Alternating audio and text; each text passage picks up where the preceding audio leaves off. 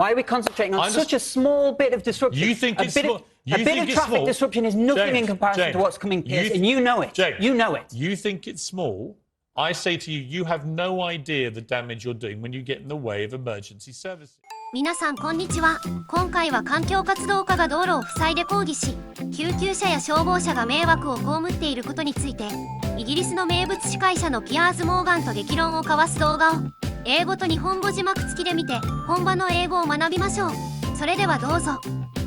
But welcome back for now to protesters from Just Stop Oil, who spent 11 days demonstrating in London, blocking roads, throwing paint at shops and restaurants.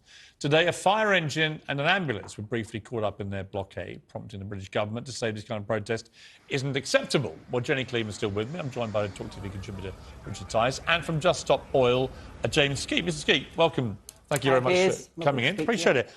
At what point when you're blocking fire engines and ambulances are you concerned about lives being lost by what you're doing? Well, the whole reason we're doing this is because we're concerned about the lives of the British people. But you get the people. irony that if you're actually stopping ambulances and fire engines going to save people's lives, they may actually die because of your protest. Well, actually, we have a blue light policy. We let through every emergency vehicle. But you didn't know, and did you? If you actually cared to run the whole footage there, you'd see that that ambulance is advised by one of our people to avoid the roadblock. And why don't you do the sensible thing and just get out of the way? You have no right. You have absolutely no right to obstruct other people's daily lives. You have the right to protest on the side of the street. You are unlawfully in the middle of the street. It's utterly outrageous. It's selfish, and you are putting people's lives at risk. I appreciate your frustration. I understand that. I empathise with that. But look, we are demanding that the government halt any new licensing and consents for any fossil fuel exploration in the UK. Now, you know that that needs to happen. I know that needs to happen. It does need to happen. It doesn't need to happen. Look, we need fossil fuels. If we need to ensure... There are billions of people living on this planet. The United Nations and the International Energy Agency agree with me on this. Leading longer, happier, healthier lives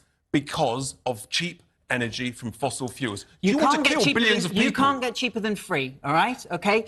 Renewables are 9 times cheaper than fossil fuels. Renewables not free. We spend 15 billion subsidising renewables in this country. We spend £236 million a week subsidising the fossil fuel industry. Sorry, James. What you're saying is a lie. Just to bring you back, it's actually my show and I'm doing the interview with you. I know, Piers. I'll happily talk to you. Well jumped in, Mr. Tice. And by the way, he's not frustrated, he's furious, right? My question remains, though, with you. Where is your moral line with this? You say you want to save lives, and yet your actions are bordering on potentially costing lives. You cannot get in the way of emergency services in the way that you're doing. And if you do want to, explain the moral difference between what you're doing and what you complain everyone's doing about the planet. Well, I mean, look, if we want to talk about disruption, earlier No, I want to talk to you about the... I want you just to answer the question. 40 degrees C. Right. As a result of that, the fire brigade, the London Fire Brigade, had their busiest day since the Blitz, OK? 60 UK families lost their houses in wildfires. Why are we not talking about the big picture? I understand. Why are we concentrating on such a small bit of disruption? You think it's small? A bit of traffic disruption is nothing in comparison to what's coming here, and you know it. You know it. You think it's small?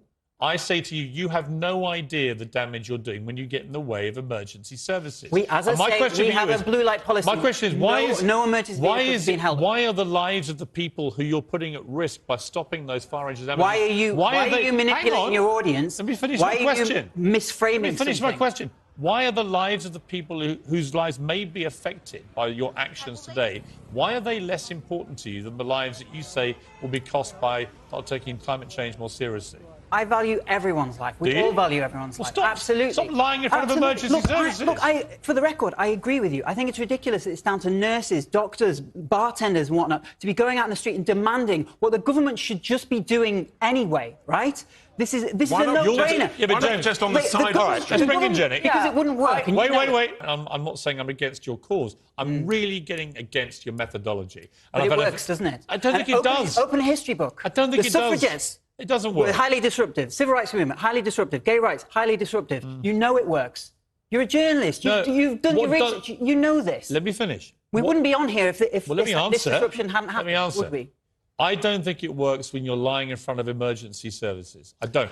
You will lose the British public. And my concern for you guys is that you keep thinking any disruption is valid and any disruption works. And I'm saying to you, yes, you're on this show, but you're on this show because people are absolutely furious that you got in the way of ambulances and fire engines. And I say you can do both, can't you? You can make vociferous protests, but you don't have to get in the way of things that are saving people's lives. Why don't you tell your audience about the actual disruption that's coming down the line? Why don't you bring qualified climate scientists on here to explain what civilizational collapse looks like, all right? We've lost a third of our wheat yields this year. We're projected to lose 50% of our potato harvest.